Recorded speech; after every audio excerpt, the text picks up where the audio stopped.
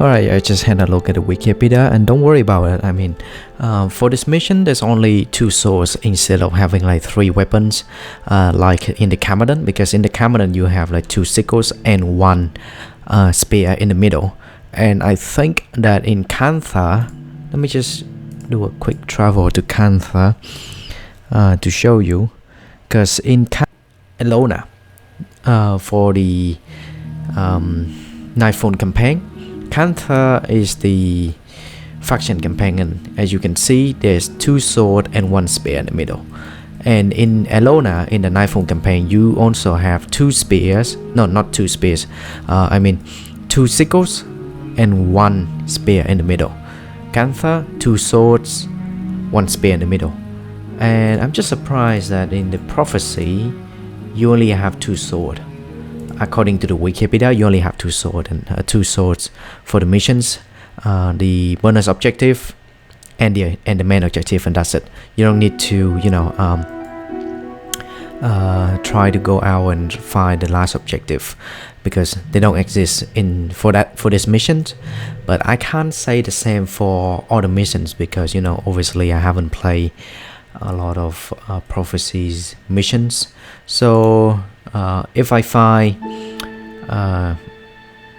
if during my journey to the prophecy campaign, if I find something that is a little bit strange or out of the place, I'll also let you know. And yeah, so just to be clear, all right, just let me purchase this one. And yeah, I also do have the lockpick. I don't buy the Crichton key. The reason I don't buy the Crichton key is because the chest for these keys, they only drop low level stuff. Near toward the end of a campaign, that's when you starting to get the good stuff. But before that, before the middle point, so for example in the Nightfall campaign, I noticed that starting from when you go and try to invade the Vabian, no, not Vabian, the Kona Empire, sorry, not Empire, but the Kona faction, then that's when you're starting to get the Kona chest. And the Kona chest is still okay, it's not high end or anything like that. But once you're starting to go, once you're starting to cross the desert from the region of the Kona to the Vabi, then in the Vabian region, that's when you're starting to get the high-end gears. For the Nightfall, for the faction, you will get the high-end gears once you complete the Tanakai Temple, and then the quest NPC will give you will give you the quest to go and see the Kurjik. That's when you're starting to get the high-end gears, because like in the Kurjiks and in the Luxon regions, they would drop high-end gears from the lockpick chest, from the lock chest that can only be opened from from these lockpicks. So for those of you who follow my playlist from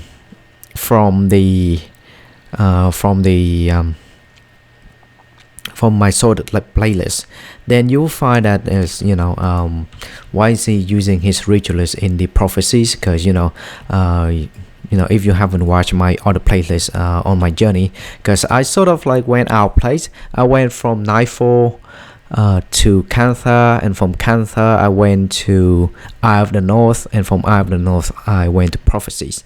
Now the correct order that you should play is for the story wise, the correct order you should play is from Prophecies, Kantha, Nightfall, then Eye of the North.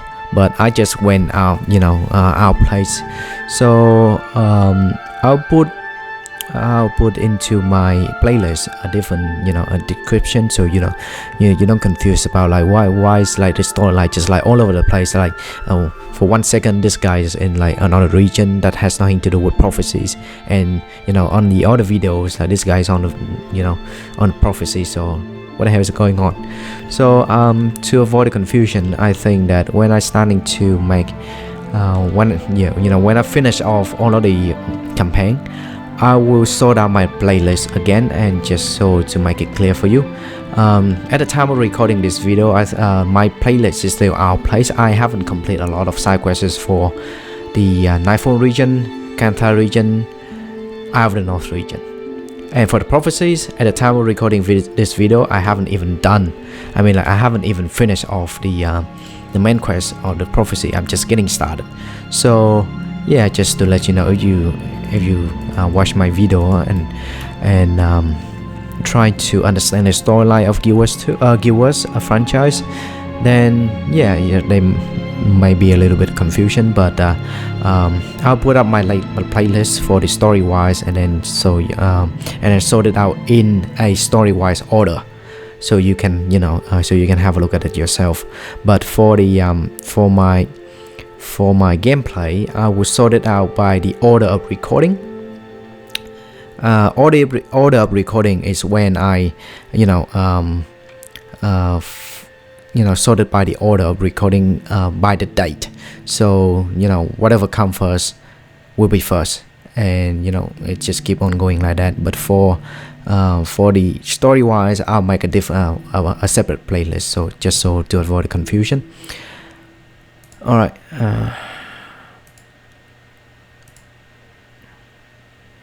Okay.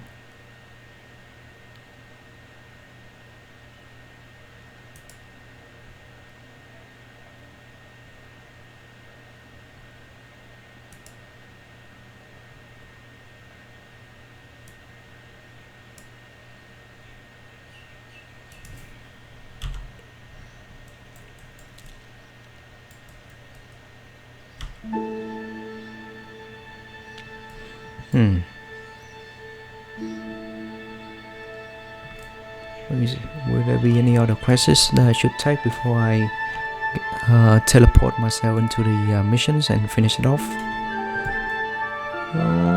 Doesn't seem so. Let me just, Nah, there's nobody. Alright. Time for the mission it is then.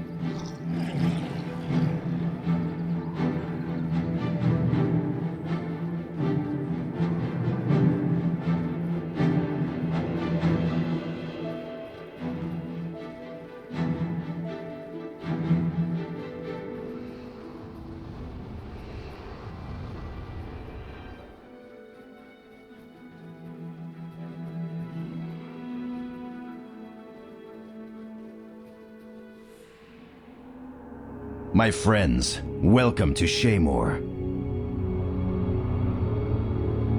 This is the Eye of Janthir. It has the power to see inside a person and discern his or her magical aptitude. Those it gazes upon will be judged, either rising to glory or falling in shame. You will be bringing it to Loamhurst, taking those whom it deems worthy with you.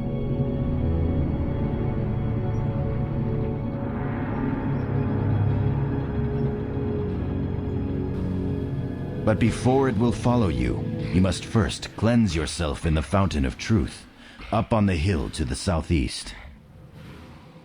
Once you have been cleansed, come back to retrieve the eye, and you can commence administering the test.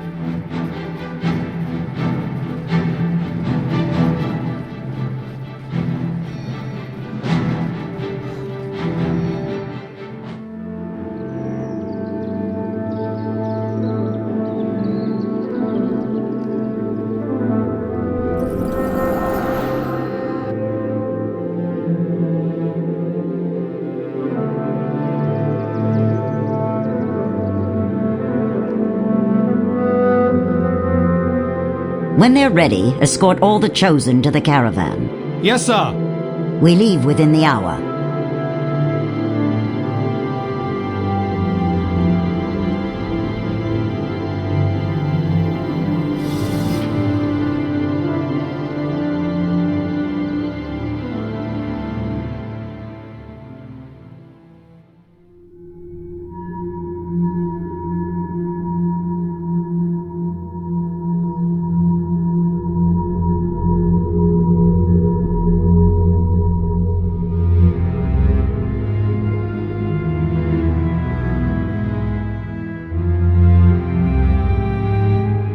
What was that?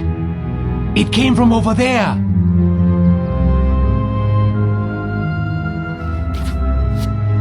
It's an ambush. Oh no!